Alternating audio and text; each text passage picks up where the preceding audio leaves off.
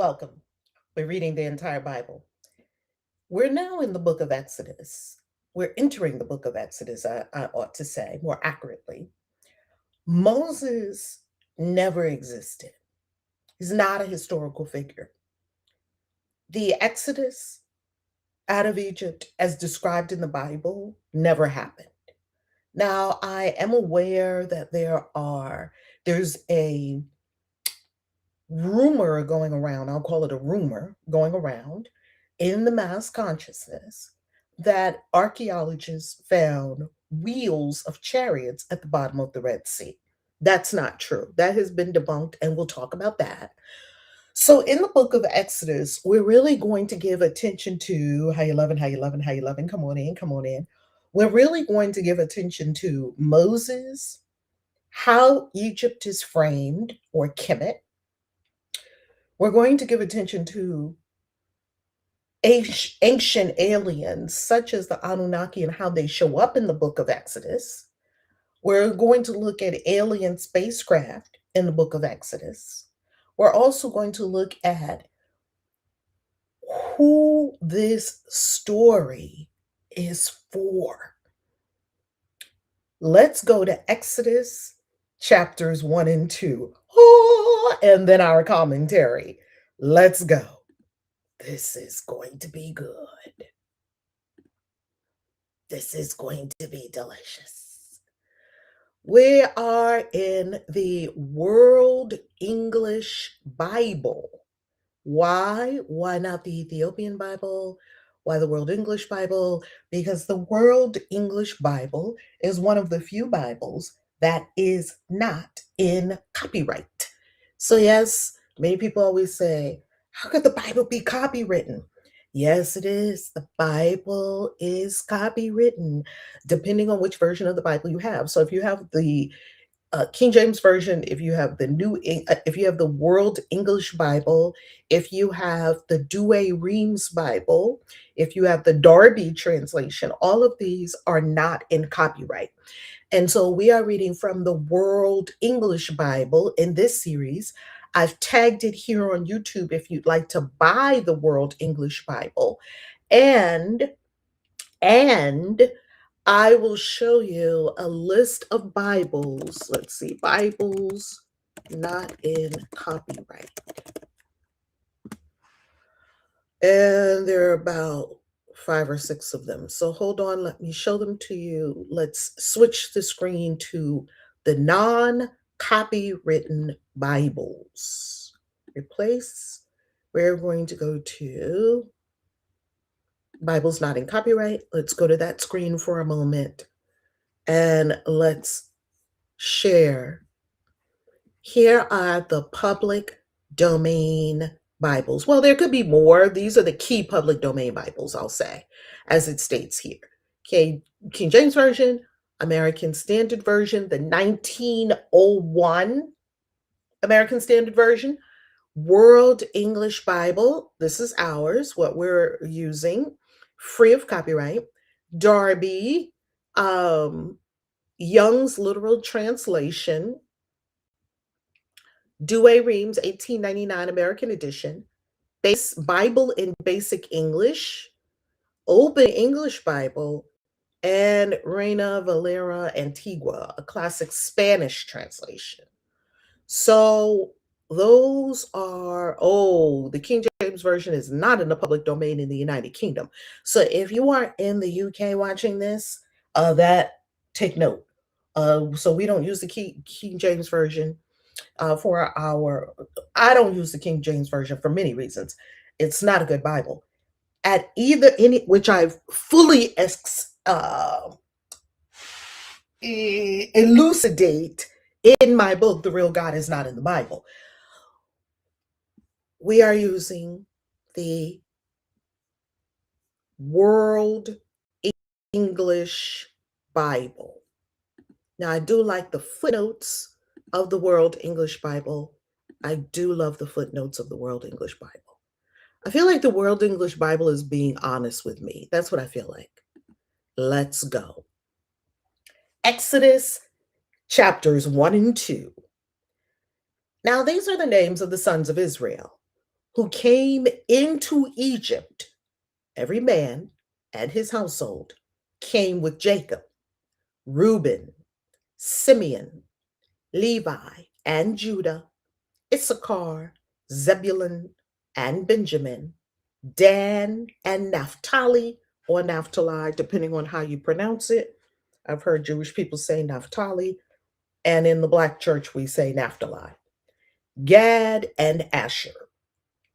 All the souls who came out of Jacob's body were 70 souls. And Joseph was in Egypt already. Joseph died, as did all his brothers and all that generation.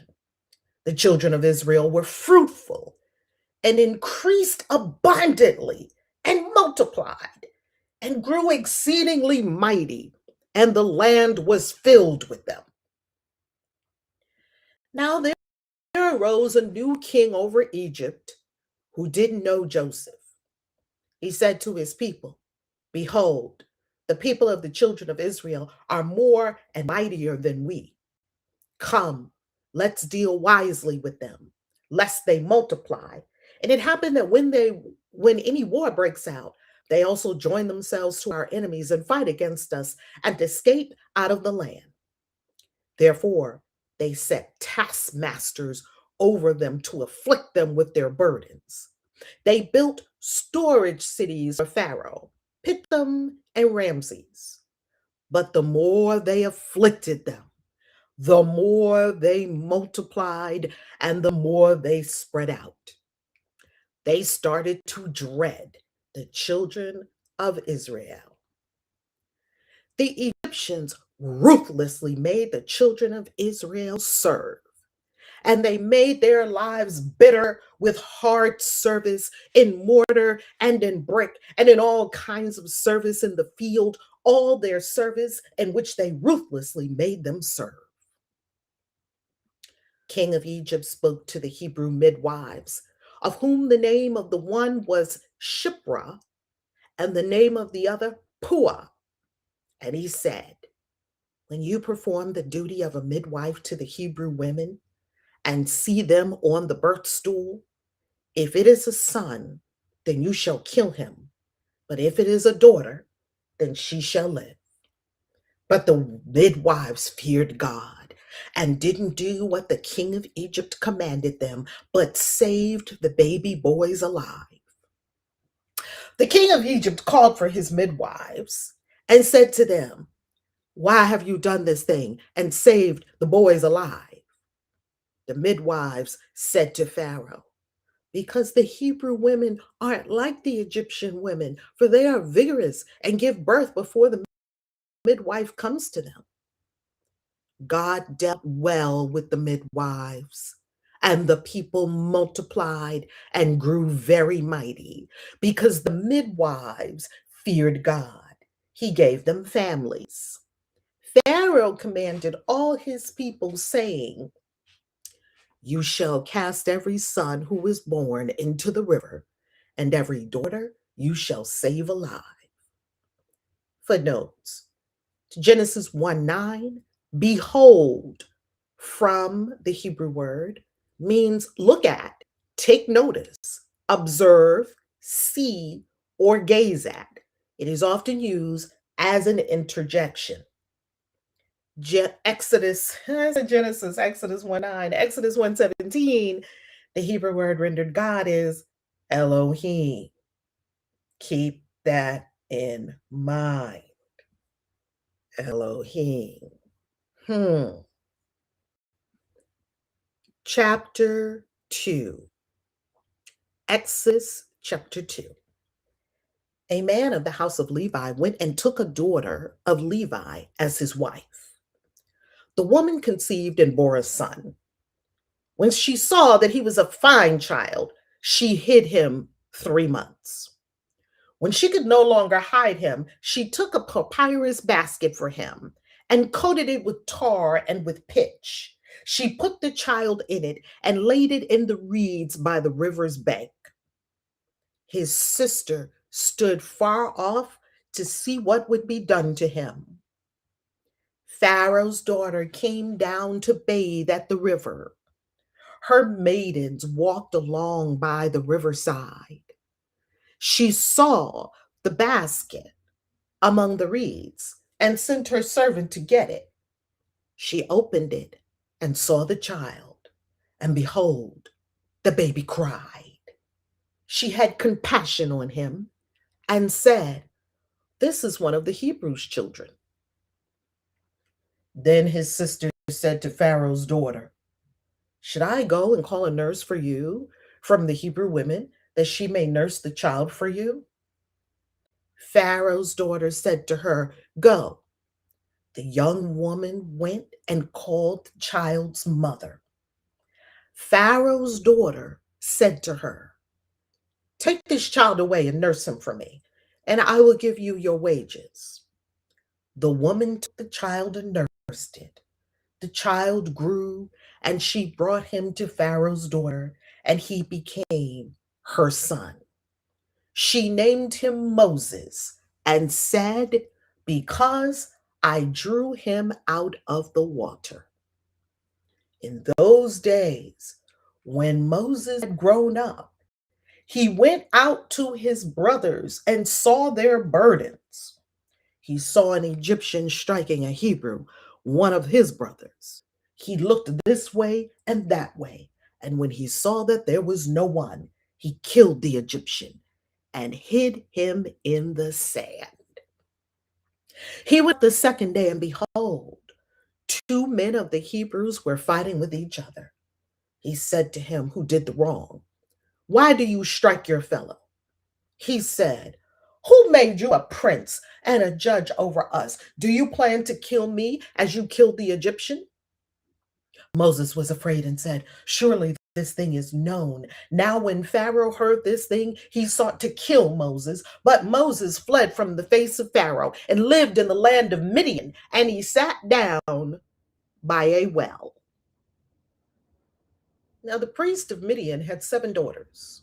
They came and drew water and filled the troughs to water their father's flock.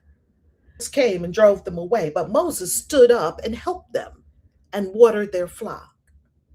When they came to Ruel, their father, he said, "How is it that you have returned so early today?" They said, "An Egyptian delivered us out of the hand of the shepherds, and he drew water for us and watered the flock." He said to his daughters, "Where is he? Why is it that you have left the man? Call him that he may eat bread." Moses was content to dwell with the man. He gave Moses Zipporah, his daughter. She bore a son, and he named him Gershom, for he said, "I have lived as a foreigner in a foreign land." In the course of those many days, the king of Egypt died, and the children of Israel sighed because of the bondage, and they cried, and their cry came up to God because of the bondage. God heard their groaning, and God remembered his covenant with Abraham, with Isaac, and with Jacob. God saw the children of Israel, and God understood. Footnotes to Exodus chapter 2, verse 10.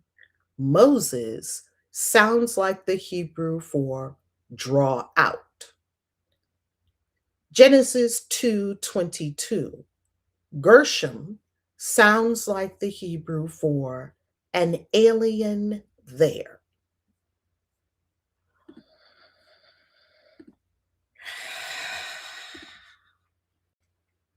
If you came here for the reading of the Bible, there you have it. Now let's get into the commentary. The first thing I want to say is Moses never existed. This is a story. I'm going to say this several times throughout the book of Exodus because Moses is a legendary hero in Christianity and Judaism. I believe he's also known in Islam. And it is time that we all understand that Moses is no more real than Mr. Frodo. Moses and Mr. Frodo and Harry Potter all live in the same world, a fantasy world. Moses never existed. Now, when I first heard this, I was taken aback. I was shocked. I was disheveled. No, no, no, this can't be. But Moses parted the Red Sea. He made water come from a rock. This man spoke up to it to the Pharaoh. This man had a speech impediment and he overcame it. This man talked to God at the burning bush. This man went up on Mount Sinai and got the two tablets. What are you talking about? It never happened. It never happened. I'll give you some background on this so that we can understand it. This I'm framing the entire book of Exodus. And the entire book of Exodus is being framed as a story that was made up. And I'll show you right now the parts of the story that are incoherent because we already have fallacies in the story and I've only read 2 chapters of the book of Exodus. Let's look at the first part of it. I definitely believe he was a real person. Yeah, I believe that too. I used to believe that too. He's Mr. Frodo. Did Mr. Frodo ever exist? And once I lay out the evidence, this is not a lady who just wants everybody to deconstruct from Christianity, just a wild Christian witch on YouTube spouting speculations. I'm talking about biblical scholarship, archaeological evidence, and history. I'm not talking opinions. Everybody can have an opinion on Moses. Everyone can feel free to have an opinion on Moses. I'm not talking about opinions here. I want Moses to be a real person because it suits my younger self better. If Moses was a real person, I wouldn't have gone through all of that cognitive dissonance. I wouldn't have gone through all that angst. I would have rathered that Moses was a real person. Turns out he's not. Deal, Valerie. Deal. Well, I have to deal with it. Okay. Either I can accept the archaeological evidence, the textual evidence, history, what we know of Egypt. I can accept biblical scholarship on some points, not all points. I don't agree with anyone on all points. Everyone ought to have their own mind. If you agree with someone on everything, someone's not thinking. There's many ways of looking at things. Even scholars don't agree on everything, even though in scholarship there is something that we call consensus. And when I say we, I don't mean we as in scholars. I'm not a Bible scholar. I'm an independent researcher. But when I say we, because I heard someone the other day talk about we, that people shouldn't use the word we if they're not a PhD. Very interesting. Anyway, when I use the word we, let me clarify terms. I'm talking about the human race because I thought archaeologists were pulling things out of the ground for the enlightenment of the entire human race. I didn't know that they were only pulling it out of the ground for other archaeologists to sit in conferences and discuss. Well, I saw this stele, and this stele looks like this, and never shared with the rest of the world. Like, this is humanity's treasures. Whatever's pulled out of the ground belongs to all humanity. So that's what I mean when I say we. I mean the whole human race, and I would even broaden the we to beings that don't even live on this planet that visited us long ago and that are still visiting us. 3-Eye Atlas. I still think they're visiting us. 3-Eye Atlas. That's another conversation for another day. So, if we take the word of archaeologists, historians, and Bible scholars, and I don't mean Bible scholars who are apologetic Bible scholars. What are apologetic Bible scholars? They are trying to take every bit of evidence and make it fit into the Bible story so that they can keep telling you that Christianity is true. And there are many Bible scholars like that, and there are many divinity schools like that, and there are many places where they're teaching that. And I'm not talking about those kinds of scholars. They're jaded. They want the Christian story to be true no matter what. So you cannot take their word fully for it because all of the evidence that they're looking for, they're looking at it through a Christian lens. I'm not trying to prove what I believe. I want to know what happened. What happened? I want to get to the bottom of things. I'd like to know. I'm grown enough to handle the truth. I'd just like to know, did Moses exist or did he not exist? That's important to my life for me to know. That's all I want to know. And if he never existed, I'm a grown enough woman that I can deal with it in my consciousness. Okay, well, I've got to unpack some things here. I've got to sit down and ruminate on this and see where this whole thing fits into. Do I still want to even think about Moses? My answer to that as a Christian witch is yes. Because for me, Moses and Daniel and all those people being historical figures, I never needed them to be historical for my spirituality anyway, because them being historical people has nothing to do with me living my life right now. For me, Moses is a metaphor. What does Moses stand for? Freedom from slavery? It's a code. It's symbolic, but I'm an occultist, so you would expect me to think that way. I think in esoteric terms. I think in magical ways.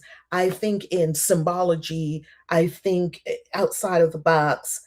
I don't care at this point if Moses ever walked the planet or not. Yet I do know that there are many people who do care. And that is why I approach this topic with clarity and with power and compassion. Because I was there when I was hearing these hard truths. I was discombobulated, like, oh, I built my life on these things. What are we talking about here? No such person as Moses. What? Okay, the world just ended. I need a nap. I need a nap. You mean for thousands of years they've been telling us this, and he was never a person, never existed, never. The whole basket thing, no, that's somebody else's story. Whose story is that? Sargon of Akkad. And Horus, also known as Heru. His name is Heru. The Greeks called him Horus. Heru was put in a basket, sealed with pitch by his mother Isis, and floated on the Nile River. Sargon of Akkad, before Moses, 1,000 years before Moses, Sargon, supposedly the creator of the first empire, the Akkadian Empire. His mother got pregnant, kept him hidden, and then put him in a basket and floated him on, except this time it was the Euphrates River, not the Nile River. And Heru, he was floated on the Nile River. You got 3 babies that they put in the old stories, 3 different babies that you put in a basket and floated on a river. The mother sealed the basket up really good, put the baby in a basket. This is like leaving babies on doorsteps of churches. Like, is that what they did in the older days? You didn't want your baby. Instead, there was no church. So there were temples, but there was no church. And we hadn't yet figured out that you could just leave a baby on the doorstep of a church or a monastery or someplace like that. And they would take the baby in and take care of the baby and make sure the baby was adopted and all those kinds of things. What? 3 different babies. How's that possible? But you only knew the story of one. So if you only know the story of one, you think that this is a miraculous baby. You think that this is it just is a legendary story. We are no better than the ancient Greeks who really thought that not Diana, it wasn't Diana. Athena was born out of her father's head. Athena burst out of Zeus's skull. If we think Moses is a real person, we are the same people. We haven't changed a bit in thousands of years. We are the same people who think Poseidon came out of the ocean with what's that thing? A trident. We still believe that Perseus or not Poseidon. We still believe that there was a real God who flew too close to the sun. What was his name? And help me on my Greek gods and goddesses. Flew too close to the sun and burned because of hubris. We're missing the point because all of these people are not literal people. These are mythologies. And what is a mythology? A mythology is different from a legend. A legend just didn't happen. It's all completely made up, like Harry Potter is a legend. Moses is a legend. Then there is mythology. What is mythology? Mythology is a story intentionally designed to encode truth. Aesop's fables, Greek mythology, parts of the Bible. It is mythology. It is a story. Now, the story never happened. It's a story, yet it's a story for a purpose, as Joseph Campbell showed us in Hero with a Thousand Faces, that all over the world, humanity has created and sustained and retold stories. And why? Because our consciousness loves stories. And as we're hearing the stories, the truth is being encoded in our consciousness. And when we hear the story of the rabbit going super fast, the tortoise and the hare, and the tortoise is going slow yet consistently, and the tortoise beat the hare, we do not think that there was a hare that actually said to a tortoise, "Hey, race me." And the tortoise said, "Okay." And the hare took off and then took a nap. Oh, I'm so far ahead of that tortoise. It's not even funny. Took a nap, got some snacks, played in the little forest, bumping around, and the tortoise just kept going. Now, we don't have Icarus. Thank you very much. Thank you, thank you, thank you, family. We don't have any issue whatsoever putting the tortoise and the hare story into mythology. Oh, it's a mythology. And what is that story encoded to tell us? I still use that story today in my business, because you want to act like a hare, jump all over the place, be unfocused, undisciplined, yet you're fast. And that does not beat speed, and talent alone does not beat the consistent step by step action of a person who is singularly focused and disciplined. Every day they simply take another step. Tortoise. And our parents told us that so that we could see clearly the choice. Oh, I'm supposed to be the tortoise, like the tortoise in the story, and not like the hare. It doesn't matter how fast I do my homework. Was I methodical in my approach? Was I careful, just taking one step at a time? Was I disciplined? Was I consistent? We know all the lessons. We know the truth that's encoded in the story of the tortoise and the hare. But then when we go to the Bible, we lose our minds and we lose our critical thinking skills. And we all of a sudden want to think that Moses was a real person. Yet when we look at Harry Potter, we understand the story. Lord Voldemort was the alter ego of Harry. They were connected.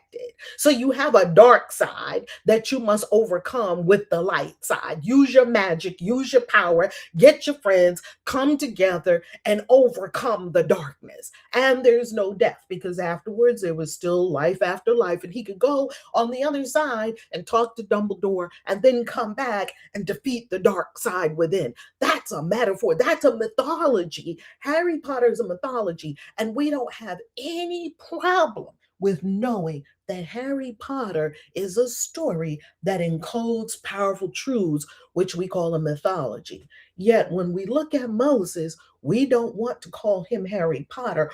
All of a sudden, Moses is special. He's not special. He's not special. He fits into all the motifs of ancient Near Eastern literature. It's literature. Now let's go to Exodus and let's begin with a very interesting piece of propaganda. The propaganda was so clear you could see it. All right, Sharonda. Yes, esoteric and metaphysical. I never needed them to be real either. I know, right, Sharonda? You keep saying Genesis instead of Exodus when reading the footnotes. Is that a Freudian slip? Yes, I'm back in the book of Genesis again. I've got to now get used to This is Exodus. Exodus. We read the book of Genesis for so long. And then we went to the apocryphal books, and we were in Enoch for a really long time too, it felt like. All three books. And now I've got to, this is day one of Exodus. I've got to tell my mind, Valerie, you're in Exodus now. Exodus 1, Exodus 2, and so on. Okay, let's go to the propaganda. No, notice the propaganda in the book of Exodus. Let's notice. Let's just look at it. Okay, here we are. We're going to go to chapter 1, and we're going to look at the first piece of propaganda. Here's the first piece of propaganda. Okay, so now Joseph died and all that generation. Here's the first piece of propaganda. The children of Israel were fruitful. This denotes blessing. Because remember, when these words were written, you're blessed if you have a lot of children. And if you don't, something's wrong, you're cursed. Okay?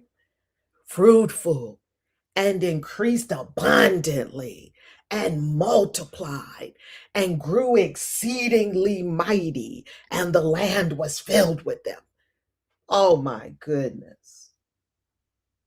Oh my goodness.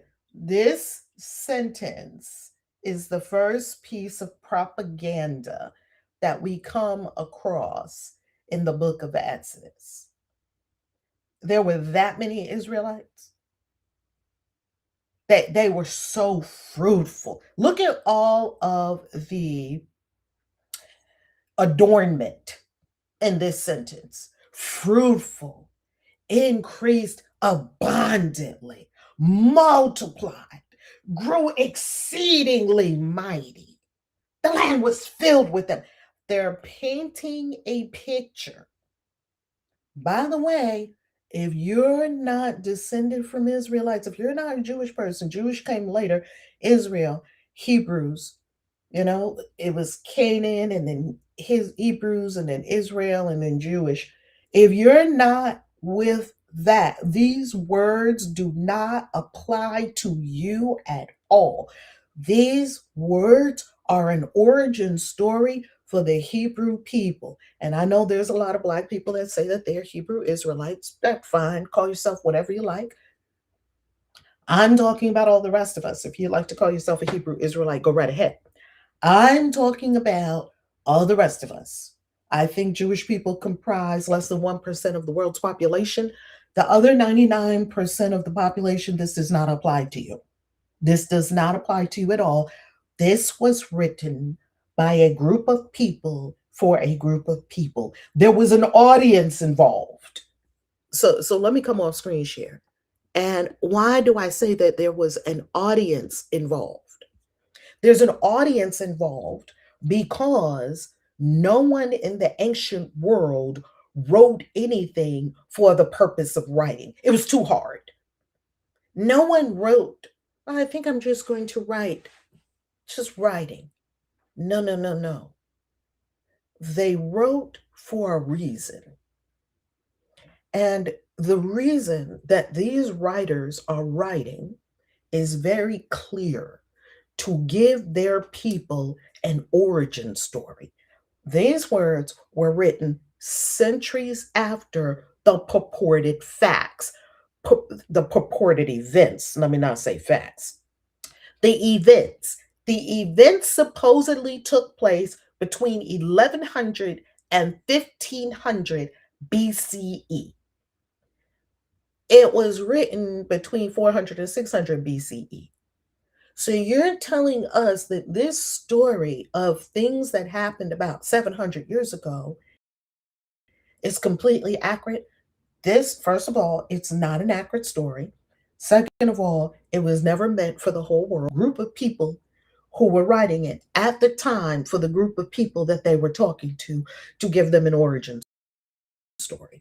No one ever knew that this story would blow up. I'm pretty sure the people never thought that this story would become a Bible. Joel Baden says that all the time. Professor of Hebrew Bible at Yale Divinity School. I think he's someone we can trust. He is a professor, PhD of Hebrew Bible at Yale Divinity School. I think we can take his word for it when he says, I'm going to give you some notes, some quotes from Dr. Joel Baden that will absolutely blow your mind. Let's go to it and let's see what the professor, just one scholar among many, one scholar among many. Look up Dr. Joel Baden. Dr. Joel Baden is all over YouTube. I love him. He has a quick wit. He's extremely intelligent. The man knows what he's talking about.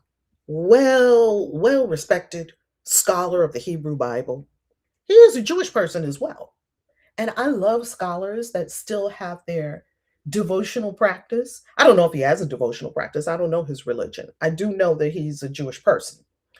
And to what extent he's Jewish, I do not know. I don't know his personal life. And I could not say that unless we asked him. What I do know is that he is of Jewish descent. And so he knows the world. He knows the language. This is his people.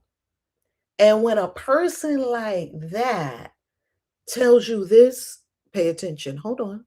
Let's get Joel Baden. Dr. Joel Baden. First, here's one quote. I have him quoted several times. Even though the Hebrew Bible is old, it is not particularly the oldest, nor is it particularly unique. It's not unique. It draws on, imitates, somewhat or almost plagiarizes ancient Near Eastern literature that predates it, sometimes by more than a millennium. This is what he said about the Hebrew Bible, which we are reading right now, the Hebrew Bible. Okay. This is what he said about Moses. Blew the lid off. And you can take it or leave it. I think he knows what he's talking about. Nothing in the Bible about Moses is historically verifiable, even remotely plausible or true. Dr. Joel Baden said that, I wasn't on screen share. Hold on. Dr. Joel Baden, wait a minute. Dr. Joel Baden. Dr. Joel Baden said, I'll show you his exact words. I will show you Dr. Joel Baden's exact words. Nothing in the Bible about Moses is historically verifiable, remotely plausible, or true. He said it's not even remotely plausible. What, Dr. Joel Baden? You hurt my feelings right now. What? Here's the other quote. Even though the Hebrew Bible is old, it is not particularly the oldest, nor is it particularly unique. It draws on, imitates, somewhat or almost plagiarizes ancient Near Eastern literature that predates it, sometimes by more than a millennium. Dr. Joel Baden, what are you saying? Do you see how many times I have him quoted? The Bible wasn't written for us. This wasn't even written for you. Take a deep breath. Just take a deep breath. Because some of us, no, it wasn't me. I got it when I was 3. Some of y'all was in your mama's womb and you were hearing about Moses.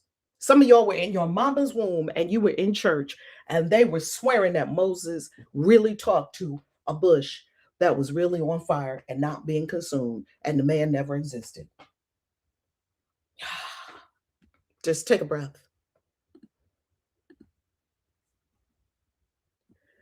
Boom, here's another one. Because the Bible is scripture, sacred, in our minds, there's a knee-jerk desire to absolve it of any apparent problems. Because this is holy. Oh, this is special. Oh, this is sacred. Oh, it's scripture. It's canon. Oh, it's special. Because it came from God, straight from God's mouth. Because of that, We have what? What has it caused in our consciousness and our psychology? A knee-jerk desire to absolve it of any apparent problems. The God of the Hebrew Bible is a jerk. He is horrible. Oh, but we gotta say that there's a reason why he did all these horrible things. We have to absolve it. We have to.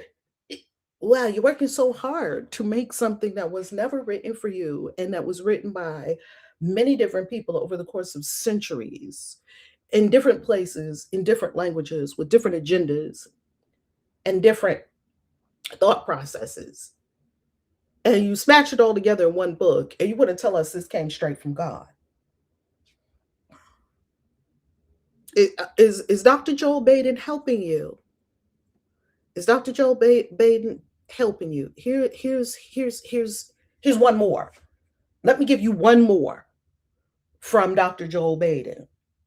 If you really want truth, not a single book in the Bible was written to be a book in the Bible. They weren't writing a Bible. They were writing literature. Let it soak in. Let it soak in. Let it soak in. Let it soak in. The Bible wasn't written for us. Let it soak in, angel. It wasn't written for us. God of the Bible gets abusive single father. He's horrible.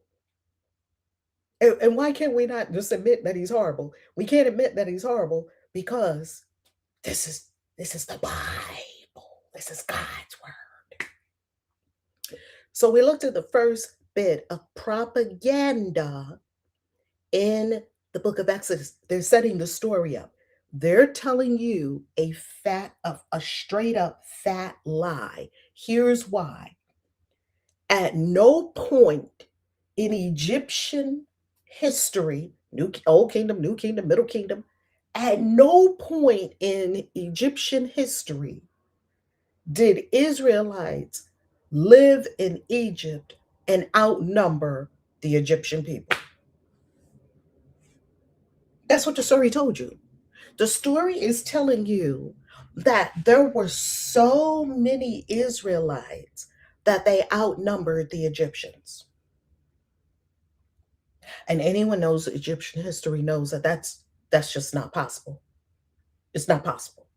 Let's go deeper. It never happened. No record of that ever happening. Let's go deeper. Let's go further. Because we've got to understand what we're reading when we read the Bible. When you read the Bible, you're reading ancient Near Eastern literature. When you read this, you're reading ancient Near Eastern.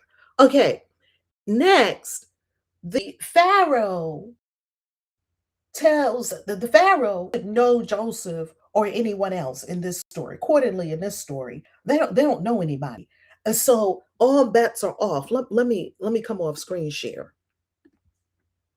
Remember when we talked about the absolute absurdity that this country bumpkin named Joseph, who they tossed in a ditch, and the Bible says two different things about how he got to Egypt.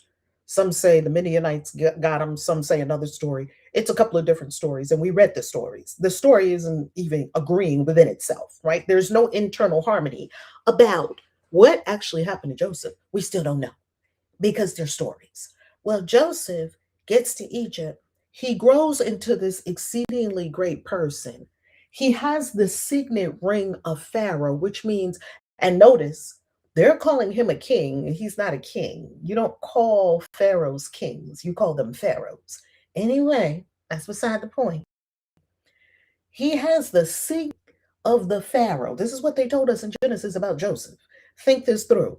He has the signet ring of Pharaoh. That means that he can make a decree or a law and he can stamp it with the signature of the Pharaoh. The Pharaoh trusted him that much. First of all, that's ludicrous that this little country bumpkin came and was sold and he was in Potiphar's household. Then he went in jail for a couple of years. And then after he came out of jail, he's an ex-con and he's a country bumpkin.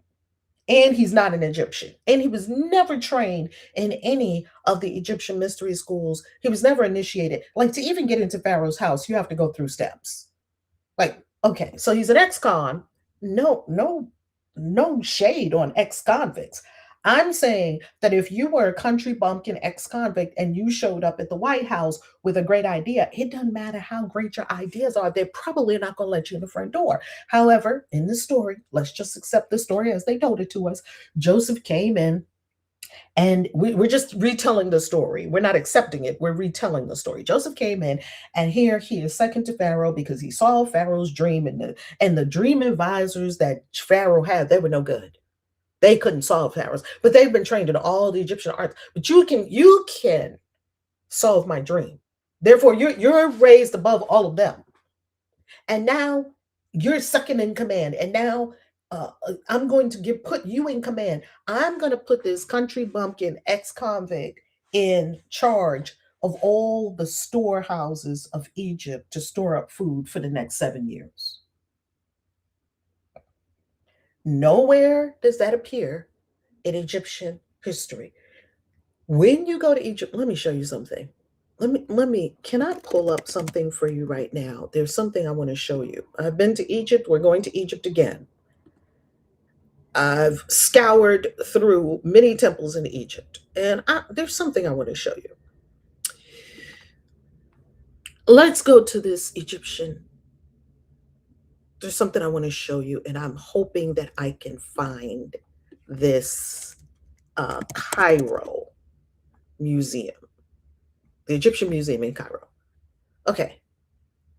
Let's see if I can find what I'm looking for. I would like to show you some of just a snippet of what it looks like when you are in Egypt and when you are looking at records from ancient Egypt. Just a snippet, okay? Just a snippet. If I can pull it up, the Egyptian Museum. Hold on. I'd like to share something with you, and you can come to your own conclusions. How's that? We love that. You look at the evidence and you come to your own conclusions. Cairo. Here's my Cairo. Okay, hold on. Let's go on screen share. I found it. I found it for you. Come on in, come on in, come on in, beautiful people, because by the time we finish this, your head will be blown to smithereens in a good way. Let me bring up the picture for you. So here I am in the Cairo Museum. And as you can see, okay, this is what I want to show you. Well, actually, it's something similar to this. Let me see if I can get the exact photo. The Cairo Museum, that's me inside the pyramids and whatnot. Okay, here's what you want to know about Egypt.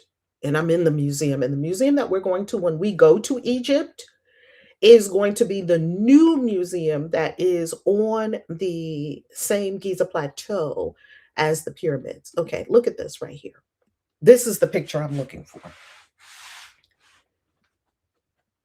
You know what this is? This is the entire history of the names of the pharaohs and the dates they ruled. That's what this is, okay? Now, what we are looking at, supposedly, the pharaoh of the Exodus, maybe he was Ramses, that's what they want to say, who knows, right?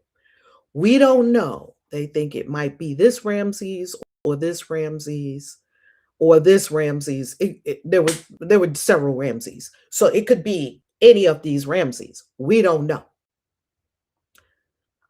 Tell me where in all the records that Egypt has kept of every rule other than Akhenaten, they tried to wash him out, but it didn't work. They tried to scratch his name out from history. They called him the criminal of Amarna, but it still didn't work because we still found Akhenaten and where they scratched out his name. You can see where they scratched out his name. because they hated him. Anyway, he's a story for another day. Where in Egyptian history is any story that would corroborate the story told in the Bible? Where? Where in Egyptian history and all the hieroglyphics and all the history, we have humanity. When I say we, I'm talking about humanity. Because these artifacts pulled out of the ground belong to humanity. This is a human story. Where is any corroboration outside of the Bible in any Egyptian record that there was a man who rose to being second only to the Pharaoh named Joseph? They renamed him. And he ruled with almost like co-regent, and for 7 years, actually longer than 7 years, because he stored up the food for 7 years. And then for another 7 years during the drought, he was administering the food. For 14 years, this man was second to the Pharaoh. Which Pharaoh? We don't know. And there's no evidence of this man anywhere in any Egyptian record.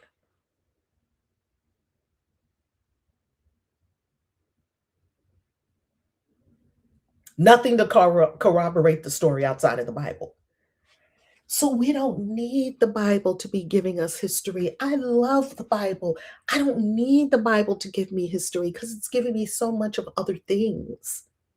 I don't need the Bible to be true anymore. Let's go further.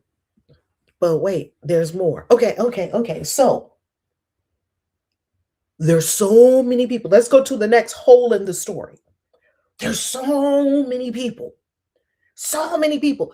The Exodus will tell us 600,000 able-bodied men, plus their women and children. We're talking, scholars say that would add up to somewhere between 1.5 million and 3 million people altogether. 600,000 men that can go to war. So think of our army, think of our military in any country, think of your military, and then think of the entire population. Your military is probably, I don't know, 20%, 10% of the entire population, or 30%. I don't know how many people in the military. I don't know if every third person is in the military or every fourth person is in the military.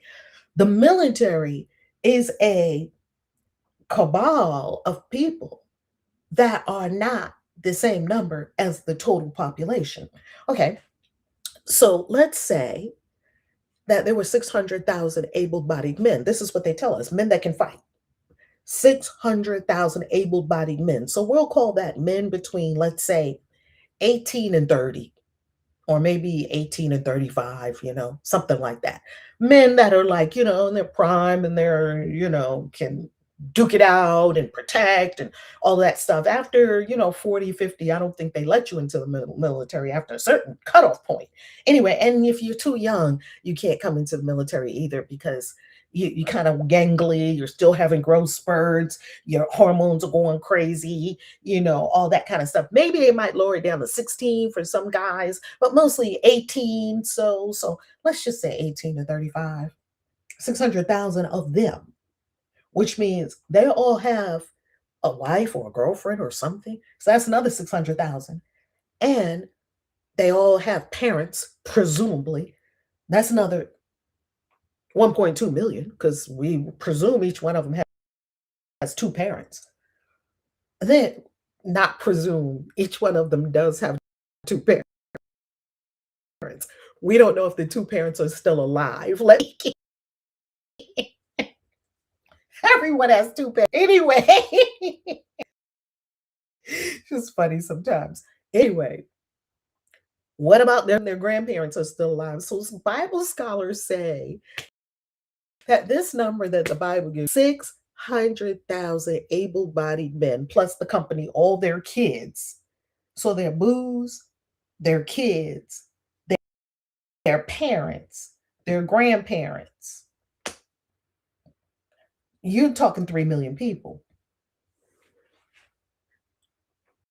There weren't even 3 million people that were in the end of Egypt at the time.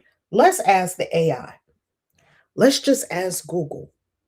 Google, let's just ask Google. What? We're gonna, what? Let's say population of Egypt in 1100 BCE.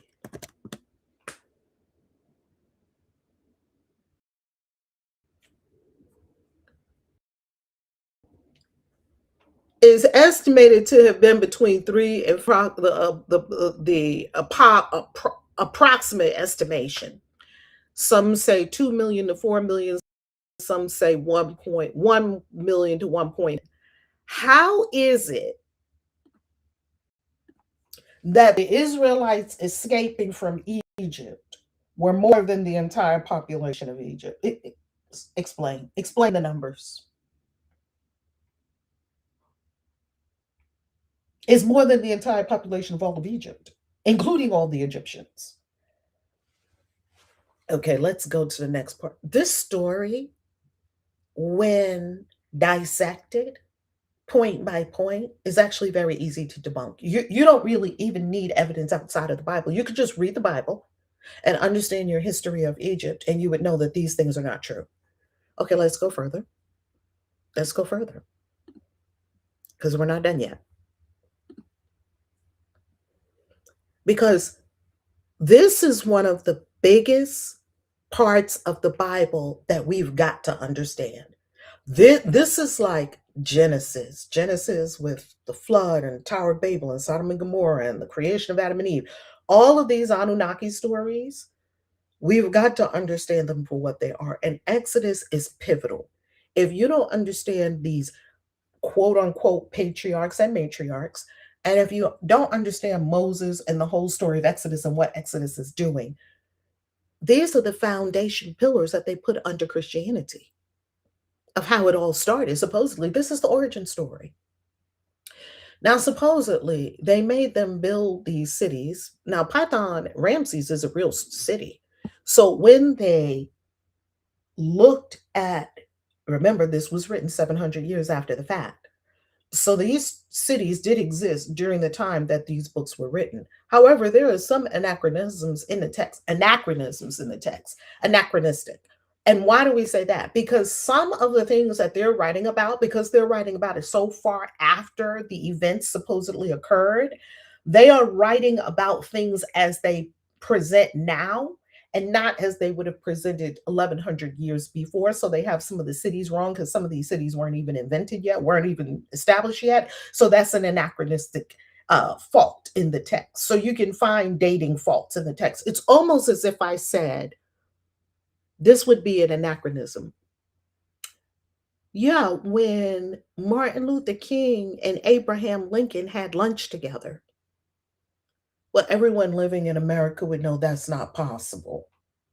Martin Luther King wasn't even born when Abraham Lincoln was assassinated. Was he? Was he born? What year was Abraham Lincoln assassinated? I don't know. The math doesn't add up. We do know that Martin Luther King and Abraham Lincoln never had. That would be saying like Benjamin Franklin and Barack Obama were best friends. Now, if I say that 2,000 years from now, people might, and they don't know the political landscape of the political landscape of America during the 2000s, and let's say you live in the 4000s, in the 2000s has fallen out of the current zeitgeist of humanity, of Americans. So we don't know what America will look like 2,000 years from now. It might not even be called America at all. We don't know, right?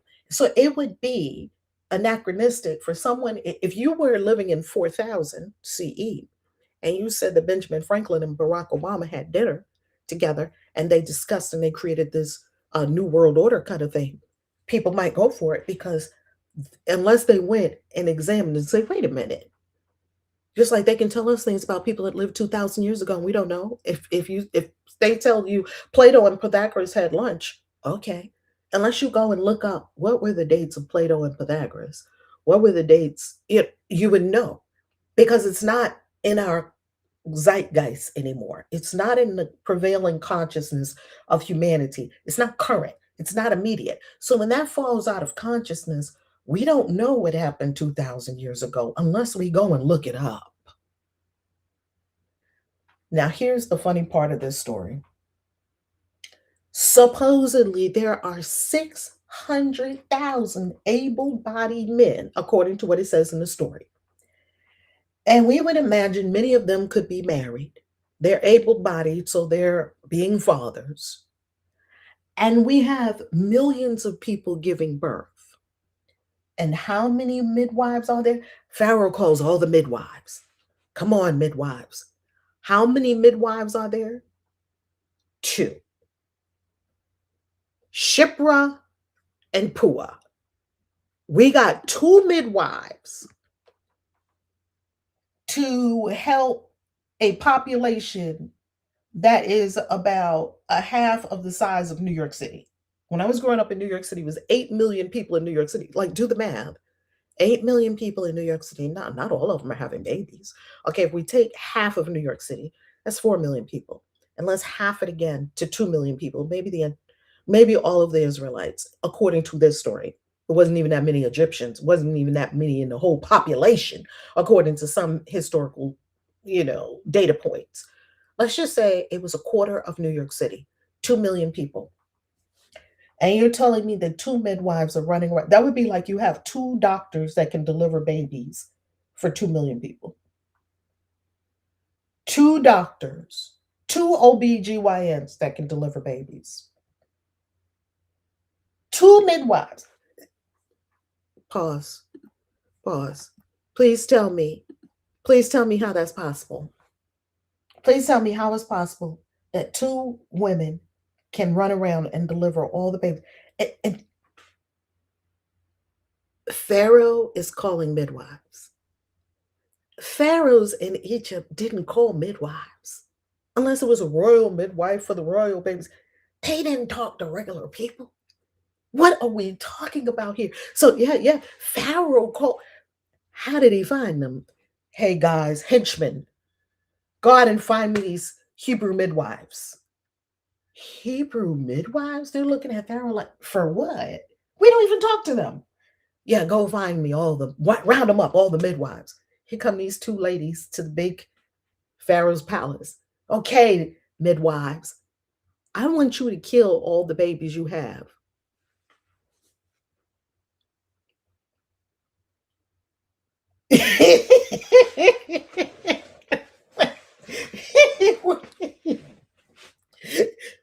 The midwives are standing there looking at each other. Come again? We help with life. We bring life into the world. Anyone who knows a midwife knows a midwife wouldn't kill a baby.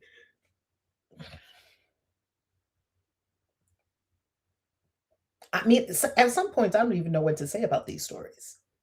Why did we miss all of this? I missed it. Okay, he brings 2 midwives. The story itself refutes the story. Okay, he brings 2 midwives and he tells them, kill all the babies, the male babies. No royal decree. No. Okay. Just kill all the babies. Now go, okay, as you were, go on back out there doing your midwiving stuff. But if it's a girl, let them live. But if it's a boy, kill him. What did they say? Okay. The 2 go and time passes by. How does Pharaoh know that the midwives are not killing these babies? How does he know? Somebody reported, the spies at every birth. Oh, that was a boy. And she didn't kill him. Midwives don't kill babies. If you want assassins, you're not going to call midwives. If you want to effect a mass infanticide, you're not going to call midwives. You call soldiers. Go grab the babies.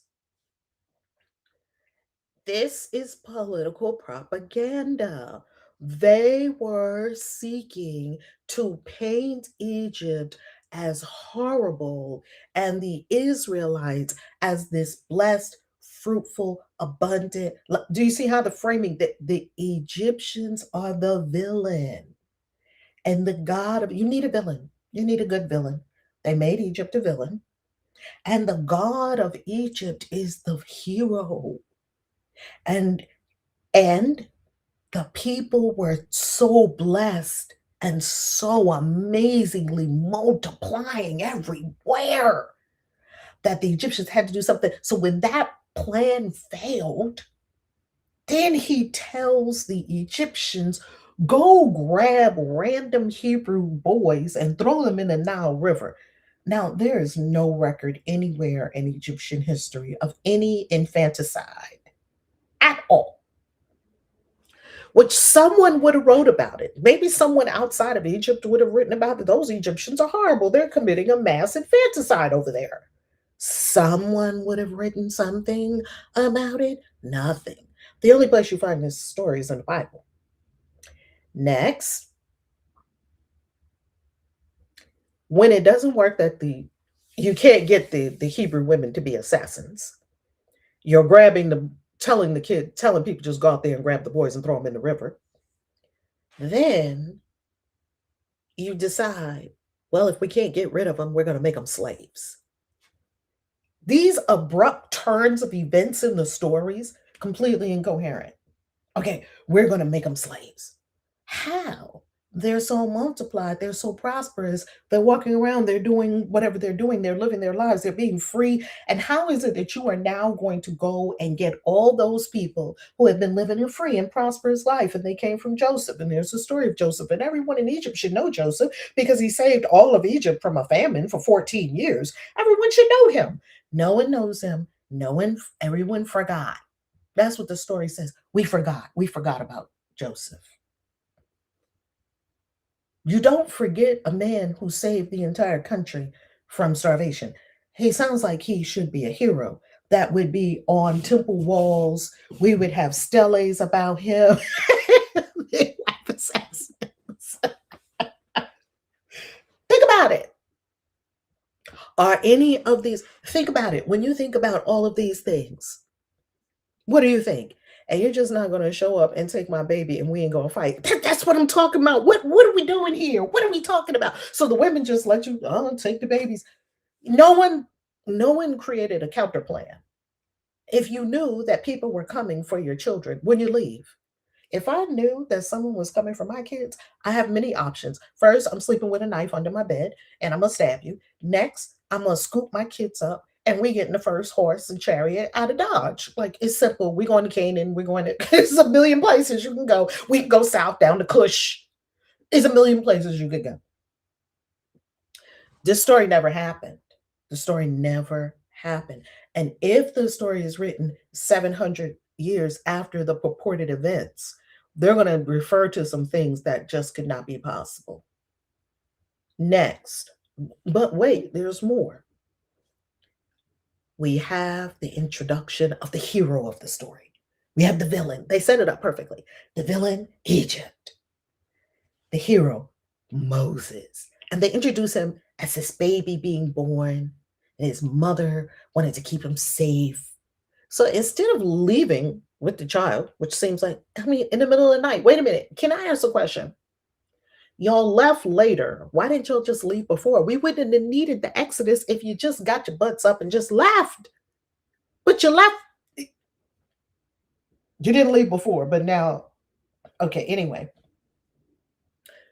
Next, we have the finding of Moses. Now, here's the part where historians and many people have had to scratch their head about, why does Moses have an Egyptian name? Why does this hero that they painted as their hero, why does he have an Egyptian name? His name is Moses. Moses is an Egyptian name. So later on, they tweaked the story and they said, oh, Moses, because clearly that's an error. You gave our Hebrew hero an Egyptian name. Oh, because I was writing about somebody that was in Egypt. Let's change his name. Tut Moses. Moses means son of. Tutmosis, son of Tut, or Tuhuti, or Thoth, Thoth. Sometimes it's Tahot, sometimes it's Thoth, sometimes it's Tahuti, sometimes it's Jehudi, same being, Thoth. Tutmosis is son of Moses because the pharaohs were actually a son of a god, and the name of the god was in their name. Amenhotep. Amen is the god. Amun, Amen, Amun, Amun, Amun, Amun, Amun, Amen is the day. Akhenaten, he worshipped the Aten. Wasn't an Egyptian god, that was a god of his own making. Aten, and his name means beloved of the Aten. They all had what they call theophoric names. A theophoric name is a name where the God is in your name. Same thing in Israel. Israel, from El and Elohim. A lot of the angels, Gabriel, Uriel, on and on and on. The Els, that's a theophoric name. It's named after the El, the great El Skyfather, who is really another iteration of Anu, the Skyfather. And then later their names start to have Yah names, right? Yet, how does the hero of the story have an Egyptian name? Well, they had to fix that. They said, okay, what are we going to do later on when they had to amend the story, when they redacted the Bible, or at some point, someone said, hey guys, we can't have his name be Moses. Oh, well, we can't change his name because we already told everybody Moses. How do we explain that this man, that Moses, is an Egyptian name? Okay, wait a minute. I think I got it. In Hebrew, the word to the word draw out sounds like Moshe or Moses. So we're gonna say that his name is Moses because we're going to say it's a Hebrew name. It's not a Hebrew name. Tutmosis. All the Moses, look at all the kings look at all the pharaohs. We're going to say that he's named Moses because it's like the Hebrew word. We got to make it Hebrew. The Hebrew word to draw out. So the lines are blurred between Hebrew and Egyptian. The lines are blurred. So they made it that it means to draw out. So therefore, we're drawing him out of the water and we're going to name him Moses. It means to draw out. And it's still carried forth to this day. Yet some scholars have said, they've pushed back on that and say, it sounds like a remedy. Let's go further. These 2 chapters of Exodus just have so much in them. Let's go further. Let's go back into the book. Hold on, screen share. Because when you're talking to people who want to tell you, I mean, they come in the comments, they want to tell you the Bible and the Bible and the Bible. I want you to be, or we are, I will say, I don't want you to do anything. There's nothing I want you to do. We are choosing to equip ourselves with knowledge and truth so that we can stand on our square, as the Masons say, stand on your square. So you can stand on your square. We can stand on our square and speak with anyone about this from a fact-based evidentiary position versus opinions. Everybody's got opinions. I have a lot of opinions about the Bible. I'm not talking about my opinions here. Here and there, I'll sprinkle in my opinions. I'm not looking for another opinion. I'm looking for the truth. What happened? What happened? And how did we get the story that we have today? What happened? The story of Moses. Let's go into the book and let me get you Sargon. And let me show you the story of Sargon of Akkad. Hold on. Let me get you the story. Now, Sargon is a historical figure. He's proven in history. Yet, there are legendary aspects added to his story after the fact, which happens quite a bit. You start to make big, big, big, big sweeping stories about someone who was very famous and did something very famous. Okay, let's go to Sargon of Akkad. There's something I want to show you. Okay, here's the story. Sargon, his father is unknown, but his mother was a high priestess of the Intu class, an elite status of priestesses. This is in the book. The real God is not in the Bible. How religion and superstition blinded humanity to the truth for thousands of years on Amazon and on Kickstarter. If you're a member of the Valerie Love YouTube channel, the Christian Witches YouTube channel, you have a copy of it as a gift. Sargon's father is unknown. His mother was a high priestess of the Intu class, an elite status of priestesses who carried out ceremonies and rituals at the temple for major deities such as Inanna/Ishtar. The priestesses took vows of celibacy because they were married to the god or the goddess. In a deliciously scandalous plot twist, Sargon's mother had a lover and became pregnant. Right? She's got a vow of celibacy. She's in the temple. She's a priestess. She's a high level priestess. Well, she births a baby in secrecy. I'm not sure how she hides a pregnancy for 10 moons while living in the temple, but she does, according to this story. She crafts a basket of reeds, seals it with bitumen, a waterproof tar sealant, then floats baby Sargon down the Euphrates River, hoping for the best. That sounds familiar. Not to mention that Isis floats baby Horus in a basket among the reeds of the Nile River to hide him from his mean Uncle Set. Perhaps that's another motif. Baby in a basket on a river. Back to the story. The river carries Sargon in its flow until he's found by Aki, a humble gardener. Aki, feeling pity for the infant and having no idea where he came from, rescues Sargon and raises him as his own. Of course, no one knows how elite this infant is, so they raise him like any other child who eats regular people food, drinks regular people drinks, and does regular people activities. Okay, so eventually they're going to discover, as they always do, that the hero is actually not this humble little person. They're actually the savior of the whole world. Happens like that all the time, right? That's part of the motifs, the stories. So therefore, yeah, this is where the thought that comes from.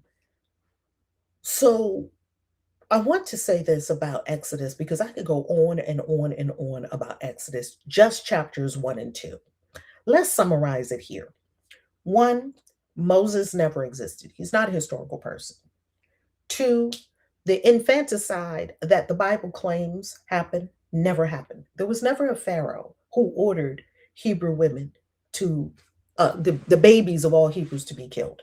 3, the population of Egypt wasn't even as large as the population that the Bible says were strictly the Israelites. 4, political propaganda, or actually not even political propaganda, religious propaganda is noticed in the very first few verses of Exodus chapter 1. Exodus chapter 1 has propaganda in it. Next, there are only 2 midwives to service millions of people. It's really strange because the story refutes the story, right? Where do you get the original story? Oh, this is a good one, Denelzia. That's a good question. Let me answer that question in a moment. Next, I forget what we're up to, number 5, number 6. Next, we have a recurring motif in Near Eastern literature of a baby in a basket on a river. Happened like 3 times, 3 different ones that we know of. Euphrates River, Nile River, doesn't matter. It's a river. It's a baby. The mother got the basket, made it out of reeds, sealed it with some bitumen, put the baby. Oh, it's a good story. Makes for a good story. We like that motif. It's just like today we have our tropes that we love. We have the magic school trope. All these kids are coming to go to a magic school, like in Wicked and Harry Potter, right? Vampire Diaries. They have a magic school. And then We have the trope of the girl is from a low class and the guy is from a high class, so they can't be together because they're different socioeconomic strata and their love is forbidden. It's forbidden love. Bridgerton, the latest, the latest season of Bridgerton, we love that. They can't be together because society is so unfair. They should let love should be the answer, not whether you're royal or not. Right? We love that trope. We have the trope of the investigator in the stories that are the murder mysteries. We love the disheveled trope of the detective who won't let a case go because he has a hunch. This detective has a hunch, but nobody, pays any attention to him because he's scrumply Columbo, and he looks like he does looks like he can't put two sentences together and make it coherent. So therefore, he solves the mystery. We love that, the unlikely detective solving the mystery. And Columbo, every episode of Columbo knew who did it. The first conversation he had with the person, he always knew who did it. But then he had to build the case, and we love to see Columbo build the case. We love tropes in our stories. We love them. We love the forbidden lovers trope. Romeo and Juliet. We've been having these tropes. Shakespeare knew all the tropes. And we love the tropes. We want it to happen. We want the couple to be apart and then come back together. And then something takes them apart again. And then Outlander. I fucking love Outlander. Love it. When Jamie and Cecily. Oh, we just love how much Jamie loves her. Oh, we just love the story. We know the story is full of tropes. We want the tropes. As a matter of fact, if you write some kind of new thing that doesn't have the tropes in it that everybody's expecting, there's going to be an outrage from the people who are reading the books, because the people who are reading the books, we want the tropes. And there you have the trope of the baby. The authors of this gave you all the tropes. They gave you the baby. They set the scene so beautifully. They gave you the baby, and the mother is like terrified. And then, do you notice that in one sentence, it said that Miriam was a little girl. In another sentence, it says she was a woman. Let's look at it. Did you notice that the story doesn't even agree on the age of Moses' sister in the Bible? And we're going to presumably say that it was Miriam. Presumably. Okay, we're just going to go with that because of the story. All right. Then his sister, okay, look at this. Look at this. Okay. His sister stood far off, right? Moses' sister is standing far off. Oh, good Lord, battery again. I can conclude before the battery runs out. We don't have to pause for me to get juice. The sister stood far off to see what would happen with this child, right? Okay, first, let's go up here. The woman conceived when she was a long time. She put the child in and laid it in the reeds. His sister stood far off. Pharaoh's daughter, the maidens. Okay, and then it says here, the young woman. The young woman went and called the child's mother, but this is supposed to be Moses' sister. She's supposed to be a little girl. She's like the spy, standing, watching the basket to see what's going to happen. Because apparently, I don't know, the mother couldn't do it. So I guess she had to send his big sister, go and look. And then as soon as they find it, she presents herself, runs to the banks of the river and says, "Hey, I volunteering." Because she says, "Oh," the Pharaoh's daughter says, "Oh, this is a Hebrew baby. But if you're the Pharaoh's daughter and your father just ordered all of them to be killed, you're not thinking to yourself, oh man, my dad wants to off this, leave that baby there or take that baby somewhere or whatever. Why are you so interested in this baby? Why are you immediately drawn into this baby? Your father hates these babies in this story. Okay. The little girl says, I can call a nurse for him, because as soon as she opened it and saw the child, the baby cried, oh, she immediately falls in love with the baby. Oh. And then she says, this is one of the Hebrews' children. Why is an Egyptian princess out and about bathing in the Nile River when inside the palace, that's where the paupers bathe? Inside the palace, they're drawing baths of milk, and their feathers with the ostrich fanning her as she gets into the bath, as she exits the bath. The princess is in the palace. She's not out wandering around the streets with two of her handmaidens, going down, taking off all of her clothes and bathing in the Nile River, where all passersby are just passing by and sees a basket and opens it, and it's a baby. Oh, and she immediately falls in love with this baby. And then Miriam, the little sister, says, should I go and get one of the Hebrew ladies, since he's a Hebrew baby? I heard you say he's a Hebrew baby. Should I go get one of the Hebrew ladies and nurse him for you? Yes, it's a great idea. Okay. And Miriam runs back to her mother and says, come, coast is clear. You come and you're going to nurse him. And she got paid to nurse him. Why is an Egyptian princess paying a Hebrew woman money to nurse this Hebrew baby and then bring him to me? But wait a minute. You're going to bring this Hebrew baby boy to the same palace where your dad said, kill them all, but your dad's not going to kill this one. Make it make sense. Come on, make it make sense.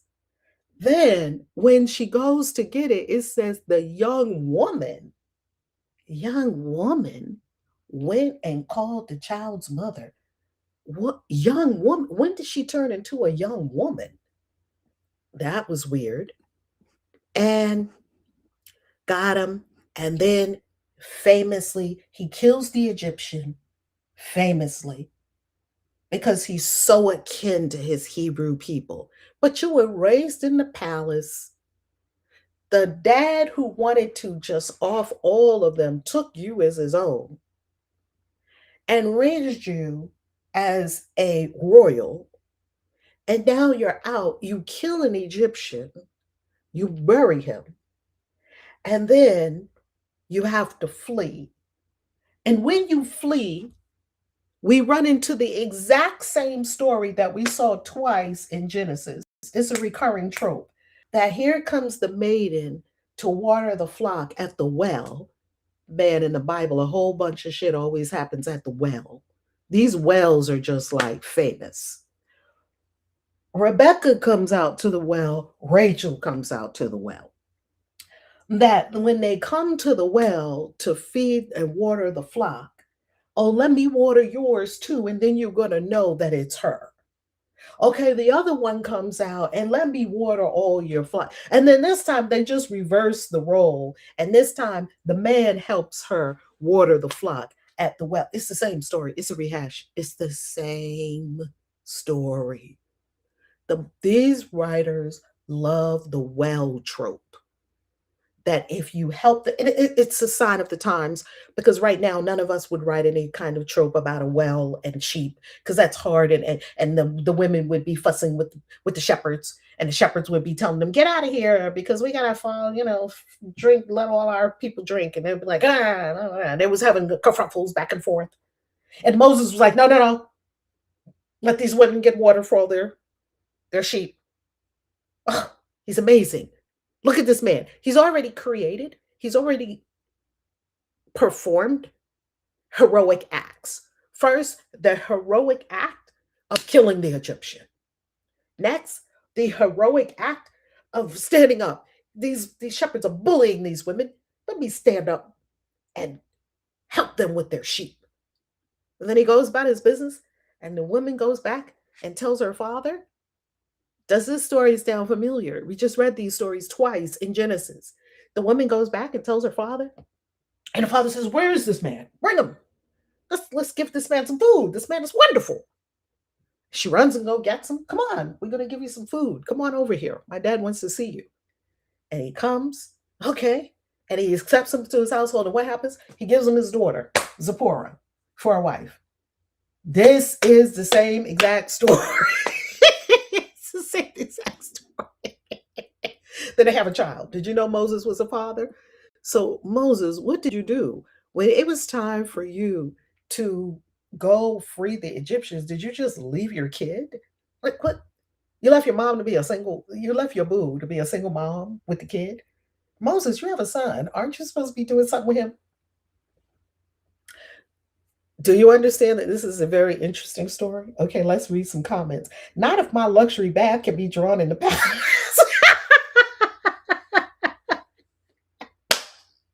Let me tell you something, family. I've seen many people bathing by the Nile River. And when I say bathing, I don't mean that they're taking a bath. I mean that they're, in the water, playing in the water. You see kids playing in the water on the side, on the banks of the Nile River.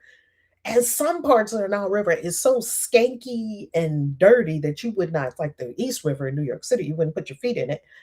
And there are parts of the Nile River where people do go and they splash and play in the water. And in a particular part of the Nile River, it was beautiful and pristine because the river flows, so it can clean itself, especially flowing over rocks, right?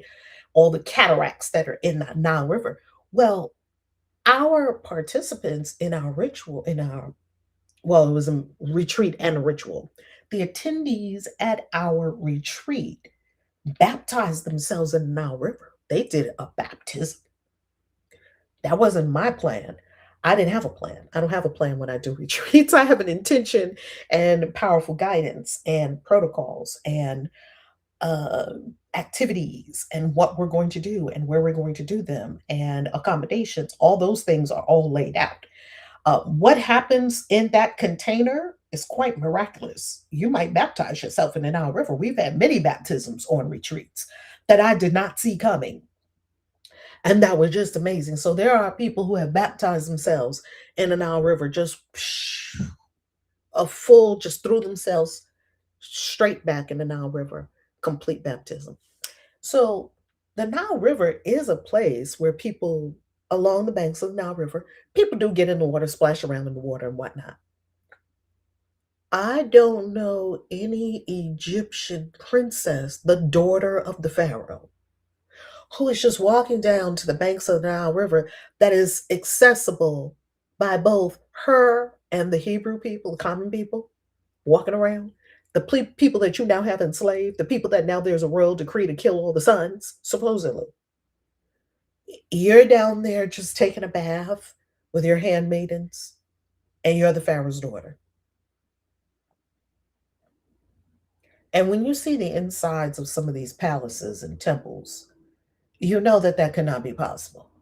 I mean, they've got they're pouring the hot water. There's a bath for the Pharaoh's daughter. They got lotus flowers, jasmine, uh, blue lotus, the oils, the herbs, the incense. Like, this thing is a whole experience when they get milk and all of that. When they get ready to bathe the Pharaoh's daughter, she ain't just traipsing down to the Nile River, taking a little whole bath in the Nile River. Stop it. No. No.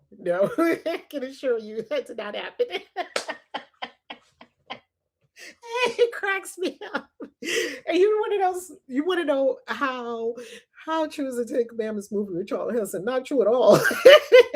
That's an easy one to debunk. Oh my goodness. Okay, let me say something else. Dia, from what I've learned from watching Hindu scripture serials, when they say bathing in the river, they mean swimming. True, true, true, true. That's right. That's right. Swimming. Absolutely. Yes, I ain't bathing outside as a princess. No, it's not happening. It's not happening. It's not happening. I was assuming she was about 14 to 16 since they referred to her as both girl and young woman. Could be because that was weird that she's a girl one moment and then the young woman. Young woman, that's weird. I need to look in the scripture for all the transliteration and see what words are used for her in that point. Glorious new day. I thought I'd missed the live. God save your battery. I know that's right, Reverend Evelyn. So we have had a very thorough discussion of the book of Exodus, chapters 1 and 2, and have debunked many of the things that are already stated in chapters 1 and 2. This is a fabulous episode. This is such a fabulous episode. I love it. I love it. I love it. And I will see you tomorrow for a continuation of the book of Exodus. Mwah.